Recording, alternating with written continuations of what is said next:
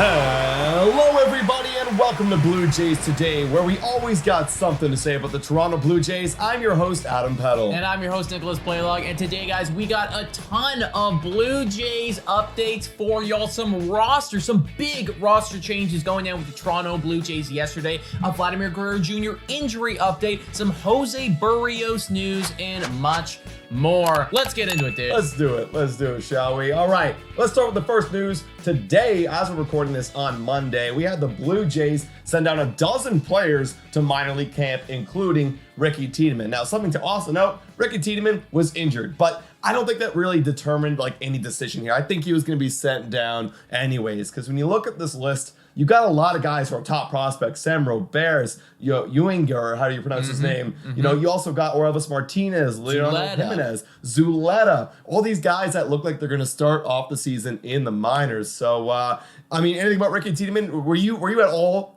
hopeful that he was going to start a big league roster, or was that more of a fantasy? That was more of a fantasy. I mean, I think a lot of us were very excited with what he was doing in spring training. And let's face it, this was a great little window into what he's capable of. He went up against some major league hitters and performed really admirably for a guy who is as young as he is. Yeah. I think that they always knew that this was going to happen. Maybe if Ricky Tiedemann somehow pitched a complete game shutout or something, plans would have changed. But that was just never going to happen. So he was always going to start off in the minor leagues.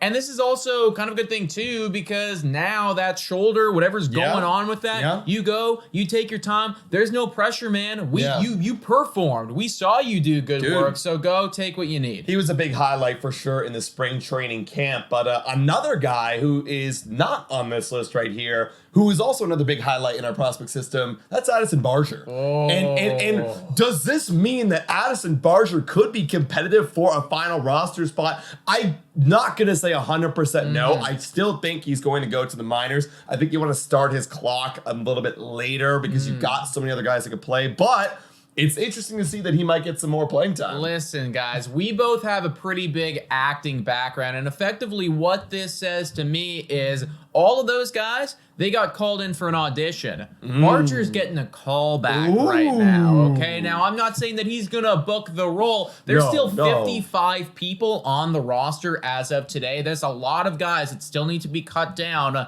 but clearly they like what they're seeing. Hey, I like that you referenced the acting reference, because when you get a call back, it means I like you. I may not even get you this job. I just want to see you a little bit more and maybe play some other positions, because something to note today, and I forgot to mention this in my minute monologue, but I'm glad I'm talking about it now. Barger was playing left field. So we always thought he was a up the middle, third base kind of guy. He was playing some outfield. So maybe there could be an option down the line where you slide him in the outfield. You never know. I think that Barger and what he's been doing so far in spring training, it opens the door even more for a potential Biggio trade, ? Espinal trade, ? I'm not saying that that's going to happen, but come trade deadline, if Barger's killing it in the minors like he did last year, well, he just had a great spring. He can be that utility guy, the role that Biggio is supposed to be with us anyways. Who knows? Maybe we need a little bit more bullpen help. Biggio, you're out. Barger, you're up. I could definitely see something like that happening this season. Either way, I think what we're seeing right now is Addison Barger's bar is increasing, is what you're saying. Yes, the value's increasing, and he's proving it with the bat. He's got the great strong arm, so maybe he develops into a great defender on the left side of the infield one day. So I'm really, really loving that what we saw so far of Addison Barger. And I'm also really, really loving what we're seeing right now in the development and the recovery of Vladimir Guerrero Jr. All good news. All good news, great guys. Great Positive weekend. He's feeling better. The knee injury is looking good. We got a tweet from Hazel May that says that he ran the bases today. He felt good, continues to make progress. And according to John Schneider, he'll run the bases again tomorrow, and a decision will be made on when he returns to game action. And I also saw a few other people saying that it should be relatively soon. Good. So clearly this was not a big horrible thing. Look at that. He's flying. Look at him. He's flying. Oh. Yeah, he looks great. We're good to go. And look, they took 100% maximum precaution when handling Vladimir Guerrero Jr., as you should at this time of the season. But it's good that he's coming back now because that gives us time to ramp up to game speed, because we're seeing other boys right now on the Toronto Blue Jays blasting off, like Bo Bichette with 2 big blasts today. And, that's a great positive sign, because if Vladdy isn't up to game speed, at least you got one of your big superstars going well. But I think Vladdy's going to come back and be dominant like he was when he left. Exactly, man. This injury was never big when it first happened, but the way that you handle it right now, that's going to determine whether it develops into something bad. I really love that they took all of the precautions and made sure that, hey, we don't need you right now, man. We got these other kids who are actually looking pretty good, and we wanted to give them a shot anyways. Take your time. It looks like Guerrero has done that, and if he can get 5, 6, 7, 8 spring training games under his belt. I'm not sure how many are left, but like somewhere in that range. 2.5 weeks. So and they're gonna play like every other day, you know, not to avoid the road trips and whatnot. So if he can do that, then I feel like that'll be enough time, enough at bats to kind of get to the same sort of level that Bo Bichette and Espinal and those other guys are on right now. Yeah, because if we all forget, like, he had 2 home runs, like, right off the bat in the first 3 games. Yeah. And then, like, he kind of quieted down, then he got hurt the following week. So this is a very positive sign, guys. Yes. A not so positive sign, actually, right here. Oh, no. We heard this past Sunday, Jose Berrios, he pitched in a game against Venezuela. And it was not good, guys. No. He was taken out in the 2nd inning with 2 runners on and nobody outs. And he let up 4 earned runs in that game. Granted, Venezuela, looking at the lineup is very impressive. Totally. They got all-stars like in the top 5. So yeah, I mean, the competition he faced is 100% very good at baseball, but it's also the competition that you're going to face in the MLB. Exactly. Right? Exactly. And when we look at, if we can flip over to the article here, they talk about what he was doing, and it's not necessarily that the competition was overpowering him. Like the hard hit contact rate was a lot, but he was also just missing the strike zone in general. And I would imagine, knowing what happened with Berrios last year, he was probably missing the strike zone. And then when he was in the strike zone, they were cookies. Yeah, and that's why they were getting annihilated. Santander hit a massive home run off of him. We're going to see Santander a lot, right? We're going to see that guy a ton. And Baltimore is going to be a team that they could be collecting wins. So I am a little bit concerned about this. I am mildly, because of what we saw last year, and just like Nick's saying, like, it's all kind of looking the same. And even in spring training, like, he had one good outing, but then the other one wasn't so good, and then he gets shipped off, over here, and he's not doing good at all. And it comes to mind again, like, the contract. Now, I tried to justify in my head. I want us to all justify it for positive. me, man. I'll stay positive. Last year, he got paid $10 million, 10.7, and you could argue that's like an experimental year. We're trying some things out, man. Yeah. We're gonna throw some spaghetti on the wall, see what sticks. It didn't stick last year. Oh, darn it. Okay, but now it's gonna increase to $15 million. Now, okay, our expectations, it needs to be like 4 ERA, like around that 4, a little high 3. Like, I'm expecting a little bit more. Yeah. I don't know if I'm getting there. So last year we can kind of rush away. Yes. But I think if we just look at it like that, guys, and forget that he used to be a really good pitcher for the Minnesota Twins, it's fine. Yeah. But again, small sample size. It's his 3rd outing in the entire 2023 year. I'm still trying to stay positive. I'm still holding my expectations high for him. Totally, man. And ultimately, he's under a microscope right now, right? If this happened to another guy, if this happened to Alek Manoah, we probably wouldn't even be talking about it. No. But because his year was so bad last year, and because we have such high expectations for him, we know what he's capable of. He can be really good at baseball, and just something switched last year where he wasn't, and now to see it kind of trickling into the same problems that he had trickling into this spring training and this World Baseball Classic, it is obviously a little bit questionable. Yes, I am, still holding out hope. I still think that he's going to do better than last year. I really do.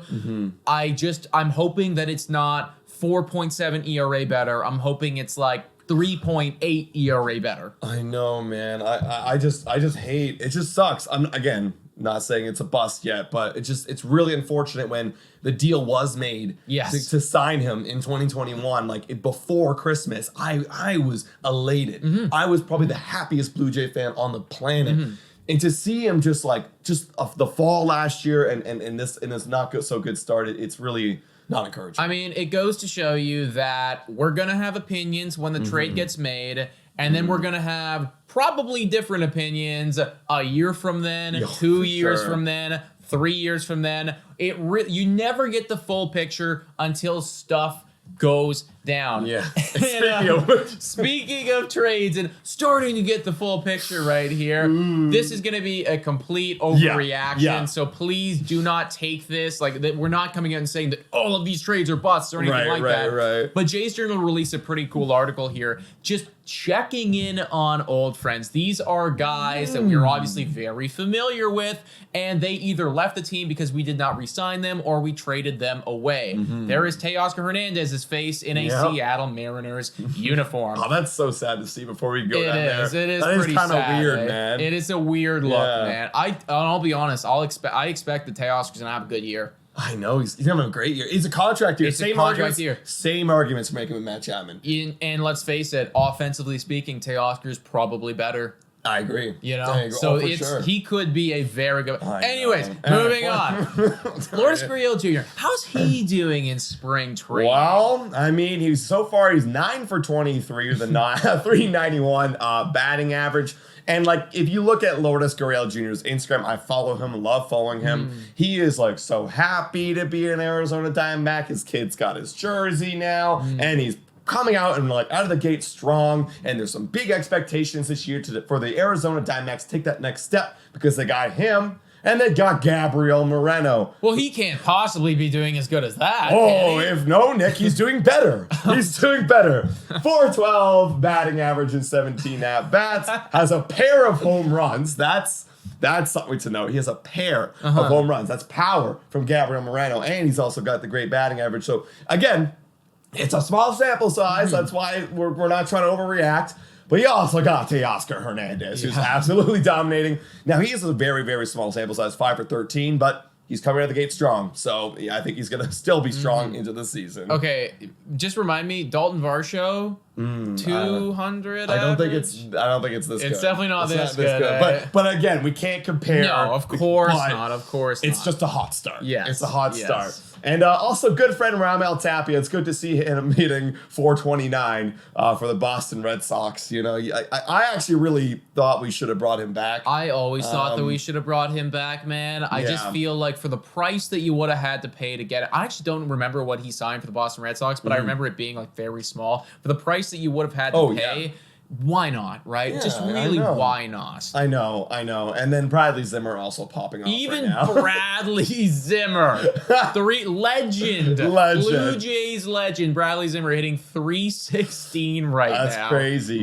Goodness gracious. Granted, he has struck out 11 times, but that's what you're going to get with Mr. Bradley Zimmer. You know? Yes. What you're not going to get is a 316 batting average. So who knows? Big breakout year, Bradley Zimmer. Oh my gosh. Dodgers, they got a big job for him over there. And then Ross Stripling, he's the one, Jay, that isn't doing that well. He hasn't even pitched that much either. So what was it here? He gave up 6 runs, 8.1 innings. So definitely not a solid start for Ross Stripling so far. But offensively speaking, the guys that are no longer Toronto Blue Jays, they are putting up numbers right now. Let me ask you this, everyone. I mean, do you have any regrets? No. Not based on this, but like just in general, if Gabriel Moreno becomes the next Yadier Molina, or Buster Posey is kind of what he's looking like. Right. Does that make you have any regrets? I mean, it's gonna not. I want Gabriel Moreno. It's always a tough situation because it's I want him to do well. I like Gabriel Moreno. It's gonna sting just a little bit if, oh my gosh, he wins MVP like Buster Posey or something like that, right? And he's so good.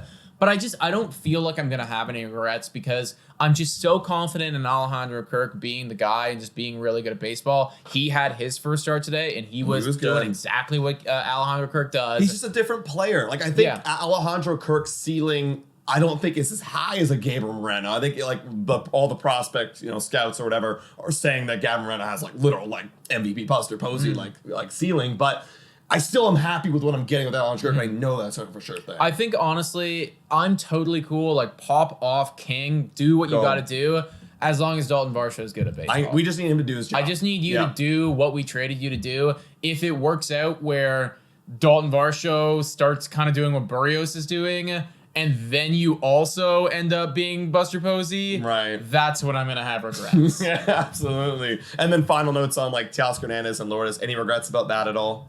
Lourdes, the only regret there is that was one of my favorite Toronto Blue Jays players. I love him to bits, man. Teoscar Hernandez, absolutely no regrets. We needed bullpen. We got bullpen. I believe in Eric Swanson. And I think that you even came out and told me that some Seattle Mariners fans were saying that they're not even sure about this deal because they're only going to get 1 year of Teoscar, which is fair. I do think he's going to pop off for that 1 year. Oh, yeah. But I also think that Eric Swanson, he could pop off for 3 years. Exactly, and that's a big give up. You know, that you're literally adding like a perfect setup man.